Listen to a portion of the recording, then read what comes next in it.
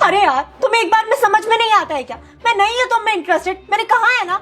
क्या हो गया अर्पिता, 3 महीने हो गए हमारी शादी को और अब तुम बोल रही हो इंटरेस्टेड नहीं हो। अरे इंटरेस्टेड नहीं थी तो तभी मना कर देती। अगर तभी शादी के लिए मना कर देती तो आज मेरी जिंदगी तो बर्बाद नहीं होती। देखो विकास, मुझे लगता है कि मुझे ना थोड़ा समय चाहिए। I need some time. यार अर्पिता, समझता हूँ टाइम चाहिए तुम्हें, लेकिन 3 महीने हो गए, और कितना टाइम लोगी? देखो, मुझे ना थोड़ा और टाइम चाहिए, और वक्त के साथ ना चीजें ठीक हो ही जाती हैं।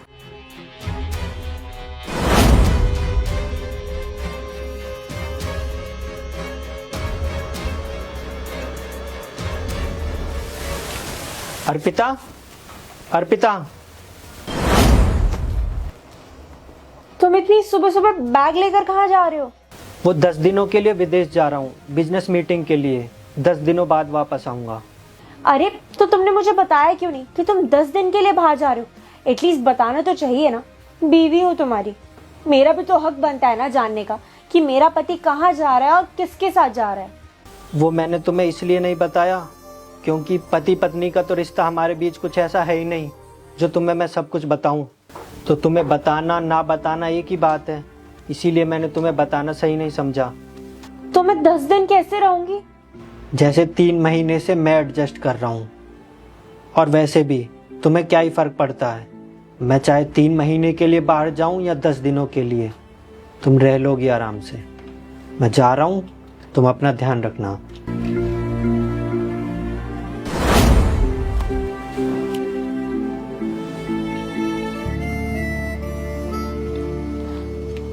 Hello, hi baby.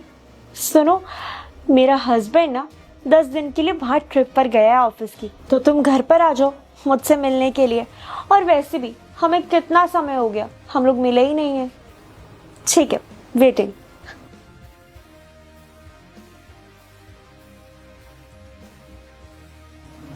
Hi baby. हाय। यार बेबी, आज तो तुमने मुझे खुशी कर दिया, अचानक से मुझे बुला लिया। वैसे सच बताऊं, मुझे भी ना तुम्हारी बहुत याद आ रही थी। हाँ बेबी, जब से मेरी शादी हुई है हम मिल ही नहीं पा रहे थे, बट अब फाइनली मेरा हस्बैंड 10 दिन के लिए ऑफिस ट्रिप के लिए बाहर गया है। अब हम पूरे 10 दिन मजे करेंगे और साथ में रह पाएंगे। अच्छा अच्छा, अब यहाँ खड़े क्यों हो? चलो अंदर चले।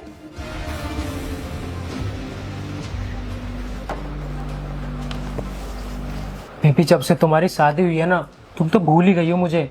तुम्हें पता है मैं तुम्हें कितना मिस कर रहा था, कितना तड़प रहा था तुम्हारे लिए। यार बेबी, मैं क्या करूं? मेरा हस्बैंड है ना, वो मुझे अकेला छोड़ता ही नहीं था, बस 24 घंटे मेरे आगे पीछे रहता था। पर चलो कोई बात नहीं, अब तो हमें मौका मिल गया ना मिलने का, अब एंजॉय करते हैं।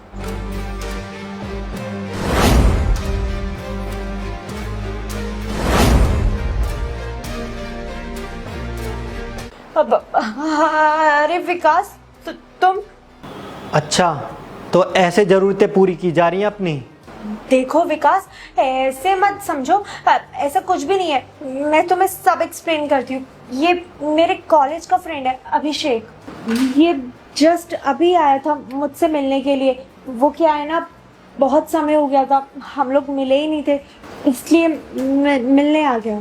अर्पिता, झूठ मत बोलो मुझसे। मैंने अपनी आंखों से देख लिया था तुम्हारा दोस्त तुम्हारे साथ क्या कर रहा था। पर विकास, तुम तो ऑफिस ट्रिप के लिए बाहर गए थे ना, वो भी 10 दिन के लिए, तो इतनी जल्दी कैसे आ गए? अरे वो तो मैं अपना फ़ोन भूल गया था यहाँ, तो फ़ोन लेने आया था। तब मुझे पता चला कि मेरी पत्नी ने आधे घंटे का भी इंतज़ार नहीं किया। अरे जो पत्नी मुझसे बोलती है कि उसे इंटरेस्ट नहीं है मुझ में, और मेरे बाहर जाते ही अपने आशिक को बुला लेती है मेरे घर में, और जब मैं आकर अपनी आंखों से देख लेता हूँ तो तुम बोल रही हो कि ये तुम्हारा दोस्त है। अरे तुमसे आधे घंटे का भी इंतजार नहीं हुआ। देखो Vikas, I am really sorry, please मुझे माफ कर दो। आगे से कभी ऐसा नहीं होगा, मैं तुम्हारे साथ भी ना ढंग से रहूंगी। प्लीज मुझे माफ कर दो, एक लास्ट मौका दे दो प्लीज। तुम्हें तो पता ही है ना कि मेरी शादी कैसे हुई थी। मम्मी पापा ने मेरी शादी तुमसे जबरदस्ती करवा दी। मेरे मम्मी पापा चाहते थे कि मैं अरेंज मैरिज करूं, पर मैं शादी से पहले इससे प्यार करती थी, पर मुझे जबरदस्ती तुमसे शादी करनी पड़ी। पर विकास, मैं प्रॉमिस करती हूँ कि मैं अब सब कुछ ठीक करने की कोशिश करूंगी। प्लीज प्लीज मुझे माफ कर दो विकास, प्लीज। अरे क्या माफ़ करूं मैं तुम्हें? जब तुम मेरे बिना इतनी खुश हो तो तुमने मुझे क्यों दुखी कर रखा है? अरे तो मुझसे भी बोल दो कि मैं आज़ाद हूँ। तुम तो अपने बॉयफ्रेंड के साथ यहाँ लगी पड़ी हो, आज़ाद हो। और मैं यहाँ शादी के 3 महीने बाद भी इसी उम्मीद में जी रहा हूँ कि आज मेरी पत्नी कंफर्टेबल हो जाएगी, कल मेरी पत्नी कंफर्टेबल हो जाएगी। अरे मानता हूँ अरेंज मैरिज में टाइम लगता है एक दूसरे से कंफर्टेबल होने में, लेकिन इसका मतलब ये तो नहीं अर्पिता कि तुम सामने वाले की ज़िंदगी बर्बाद कर दो। और जब तुम अच्छे तरीके से जानती हो कि सामने वाला तुम पर डिपेंड है। अरे अगर मैं अपना फ़ोन लेने यहाँ नहीं आता तो मुझे तो पता ही नहीं चलता कि तुम मुझसे नहीं इससे प्यार करती हो। तुम्हारी असलियत तो मेरे सामने कभी आती नहीं। और मैं ज़िंदगी भर इसी उम्मीद में रहता कि अरेंज मैरिज हुई है, अभी पत्नी टाइम ले रही है, सब कुछ ठीक हो जाएगा। लेकिन मैं गलत था अर्पिता, मैंने अपने 3 महीने बर्बाद कर दिए।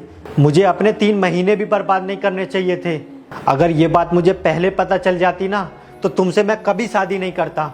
अरे घर वालों ने हमारी कैसे भी शादी कराई। शादी का मतलब शादी होता है अर्पिता। हमने अगर 7 फेरे साथ में लिए हैं ना तो उसे निभाना भी सीखो। अगर तुम्हारे घर वालों ने इसके साथ तुम्हारी शादी नहीं करवाई तो हो सकता है उन्होंने भला देखा होगा तुम्हारा, कोई कमी होगी इसमें, इसीलिए इसके साथ शादी नहीं करवाई। लेकिन तुम तो प्यार की वैल्यू समझती नहीं हो। एक बार ये सोचो, शादी के 3 महीने बाद तुमने इसे अपने घर पर बुलाया और ये आधे घंटे में आ भी गया। मतलब इससे रहा नहीं गया। इसे कोई फ़र्क नहीं पड़ता कि तुम शादीशुदा हो या नहीं हो। इसे कोई मतलब नहीं है कि इसकी वजह से किसी की ज़िंदगी बर्बाद हो रही है या नहीं हो रही। लेकिन जिसको फ़र्क पड़ता है ना, जो तुम्हारा इंतज़ार कर रहा है, उसकी इज्जत तुम नहीं करती हो। इससे मुझे साफ पता चल गया कि तुम मेरी कभी नहीं हो सकती हो। इसीलिए कोई फ़ायदा नहीं है तुम्हारे साथ रहने का। मैं आज ही तुम्हें डिवोर्स देता हूँ। डिवोर्स के पेपर तुम्हारे पास आ जाएंगे, चुपचाप उन पर साइन कर देना और मेरी ज़िंदगी आज़ाद कर देना, क्योंकि अब मैं तुम्हारे साथ एक पल नहीं रह सकता। समझ में आया तुम्हारे? अब प्लीज प्लीज विकास मुझे माफ कर दो। मैं तुम्हारे आगे हाथ जोड़ रही हूँ, आगे से कभी ऐसा नहीं होगा, प्लीज। तो अब खड़े खड़े मेरा मुंह मत देखो, निकलो यहाँ से।